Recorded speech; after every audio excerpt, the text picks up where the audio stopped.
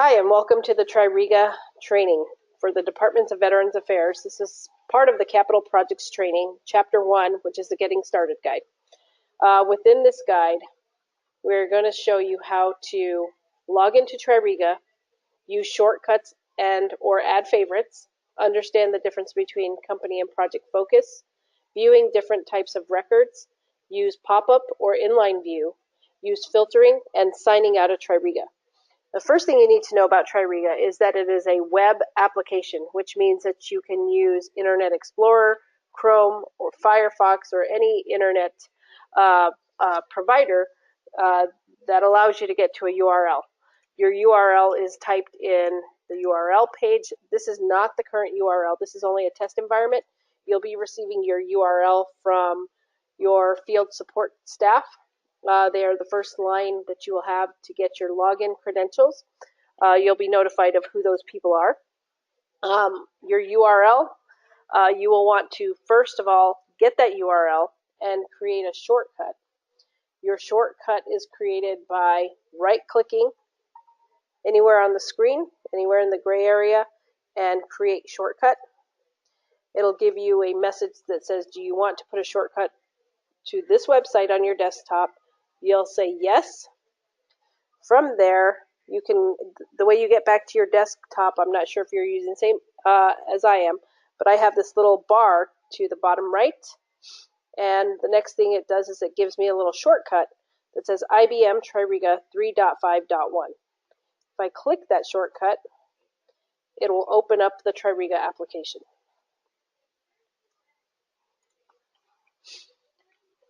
From there, you'll need to understand what your credentials are. Your credentials are case sensitive. Your user ID and password, both case sensitive.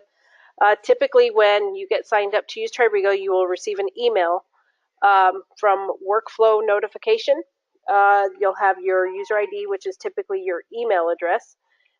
Your email address, whether it has an uppercase at the first name or an uppercase at the last name, must be uppercase exactly the way it's sent to you in the email. For purposes of today, we will be using a test account, and that is test27. And the password for this account, since we don't share passwords at the VA, I'll enter that. You'll notice that I can log in and I get my TRIREGA home portal. But what I'm going to do next is I'm going to show you when I make a mistake what happens. So if I type in test27 with a lowercase t and with the correct password, I'm going to receive some sort of error that tells me that, first of all, this error says system error, please contact TRIREGA. This basically means that that user account does not exist in TRIREGA. So the way to get back is just hit the refresh button to get rid of that message. You'll get the login credentials again. This time I'm going to do it with the actual credentials, but I'm going to do an incorrect password.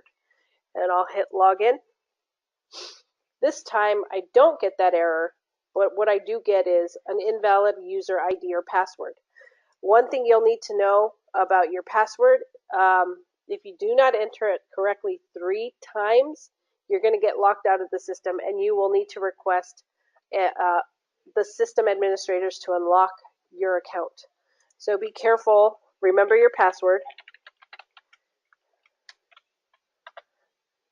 So I'll go ahead and log in correctly this time. And a couple of things that you'll need to know about TRIREGA is that you have a company and a project focus. Company basically gives you some generic information about the projects that you're working in, and then if you have some approvals that are pending your action. So this is a very simple portal. You'll know that you're not in the project because it's very simplistic. Now, if you want to go into the project you're working on, very first time you log into TRIREGA, you'll receive a box that shows up like this. The box will give you a list of all the projects, and we'll just wait for the system to display that.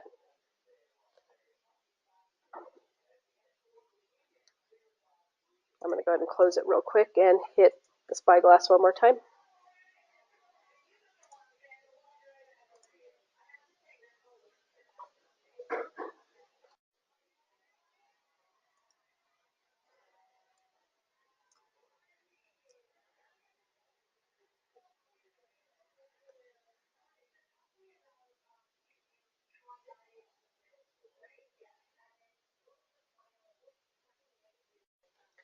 So the data, the box will display no data. The first thing you have to do is hit the clear filters. This will allow you to see all of the projects that you can get into. We'll go ahead and select CFM Project 1. And what that does, in the upper right hand corner, you'll notice that it said company before, and now you have a link to the actual project data. And the box is highlighted in a blue, a different shade of blue. So now within your project portal, you have icons to the left that allow you to navigate through all of the project data. So you'll have icons to the left, action items, submittals, RFIs, meetings, etc. If you're an SRE, you'll have different list of icons, or if you're an architect, you'll have a few less items because you're not going to be dealing with budgets or document manager. Over to the right, you'll have a list of pending approvals. And basically, this is going to show you all of the approvals that are currently assigned with your name in it. So you'll notice here that there's the different types of records that are pending approval, requests for information. But if I take a look at the currently assigned to, it says that it's not assigned to anyone. This is an old record, so we'll ignore that. So we'll go to something a little bit more current. The potential change order gives you that it's a change order, gives you the contract, and then the numbering of that change order, and then who it's currently assigned to. In this case, it is assigned to me, which means that I should go in there and take some action. Additionally, it'll show you all of the contracts that you're associated to within this project, and then it'll show you my pending correspondence. With the pending approvals, you'll also notice that this user has multiple approvals. And there's a little more button down here in the bottom right. If I click that more, it changes the screen to only show me my pending approvals. And it'll tell me how many I have in the queue or have my name within them. So this particular user has multiple that need to be addressed. But we're not going to go into that at the moment. When you're looking at your portal, the next thing is to understand how to minimize certain things that you want to see. You can click the minus sign here, and it'll collapse that section, or even your project contracts, you can collapse that section. You'll notice that minus turns from a minus to a plus, which means then you can expand it again. The next thing is we're going to view different types of records in the application. First thing we're going to look at is submittals and RFIs. Next to the icon, you'll see a little arrow. You'll see the different types of records that are under that particular icon. You have submittal packages, submittal tasks, and requests for information. To see submittal packages, just click on the word submittal package. And this will display all of your submittal packages for this project and any of the contracts that you're associated to. So you'll notice here that the numbering sequence is based on the word submittal, the construction code type, and then the contract number. And then we do a systematic numbering for those as well.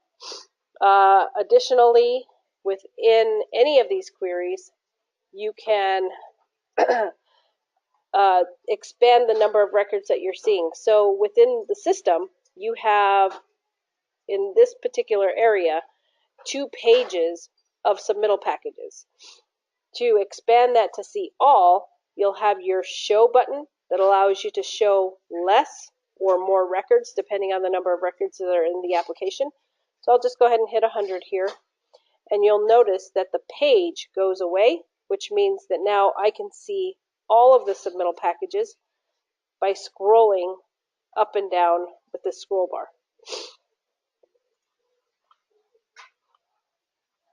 The next thing that we're going to review is your pop-up or inline view.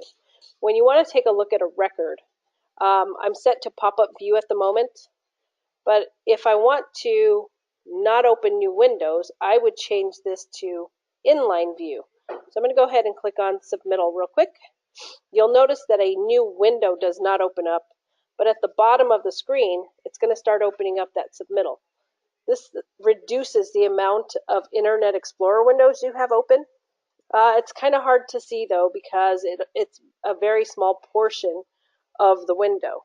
So what I'm going to do is I'm just going to go ahead and X out of that, and it'll take me back to my submittal package manager. I'm going to go ahead and change it now back to pop-up view, which is the more likely setting that you're going to want to have by clicking on any one of the links within the submittal package. Now you'll get a new window from Internet Explorer or whatever browser you're using. And this allows you to see more information about that record. This particular record has been issued. There's some buttons up in the upper right that are pending some action, but we're not going to touch any of that until we get into the particular subject of submittal packages. So I'm just going to close the window. I have two X's, the upper right-hand corner or the bottom where all the actions are. It doesn't matter which one you use. They'll both close the window. The next thing is, how do I filter records that I'm looking for? So there's this section right here that has all of these filters that allow you to filter based on something you know about the submittal. Maybe I know the name of the submittal, and maybe it has the word test in it. So I can type in the word test, and it'll bring up only records. In this case, it only returned 38 records that have the word test in it. Now, I want to get a little closer, so I can take that out and I can type in the word concrete. I hit apply filters, or when I'm in that box, I can hit the enter tab, and it'll only bring me back submittals that have the word concrete. This will get you a little closer. Additionally, if you know the contract number, you can start typing in some of that information. In this case, I'm just going to type in 13C, which I believe all of these are associated to that. Hit the apply filters again. And now I'm down to only 10 records.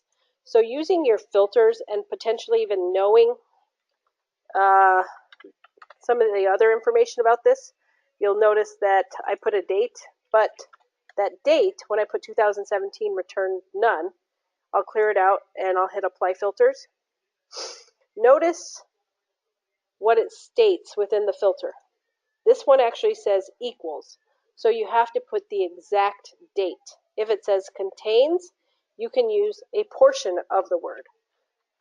I can just do ISS on that one and hit apply filters. This time it'll only return one. So based on the filter criteria that you know, you can use that to reduce the number of records that you're looking for.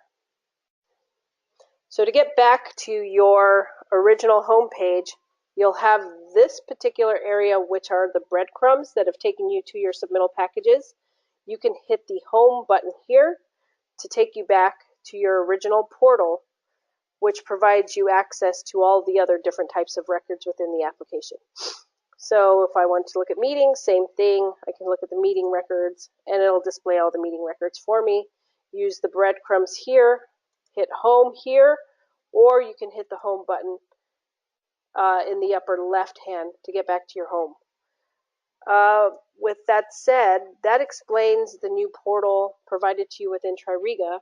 And the last thing we'll be doing is signing out, which in the upper right hand corner, which I mentioned earlier on in the video, you'll have some information at the upper top, which is your name, sign out, support, and help.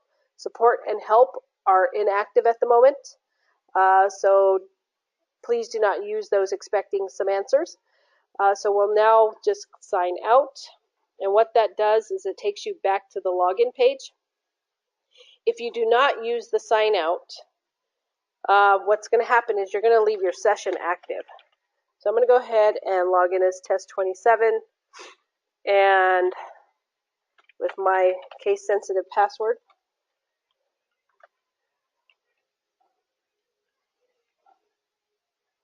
Case sensitive credentials, both login ID and password. I can't stress that enough. And obviously I spelled something wrong, which is going to happen.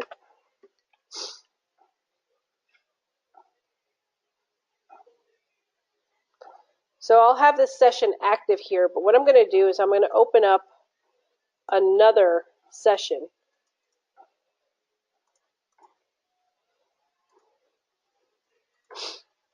And I'm going to try to log in with those credentials. So what happens, I can't show you at the moment, but if you use the X to close out the window, what's going to happen is you're going to receive a message that looks like this.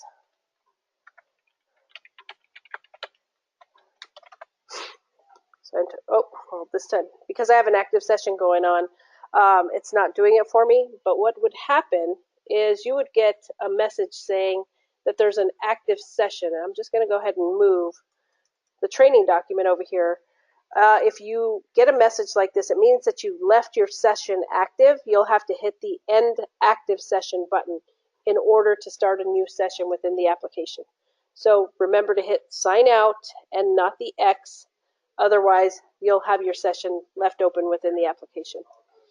That concludes our Getting Started guide. If you have any questions, please reach out to your field support staff. Lori Macklin, Nicole Luton, or Farah Cochillo. Thank you.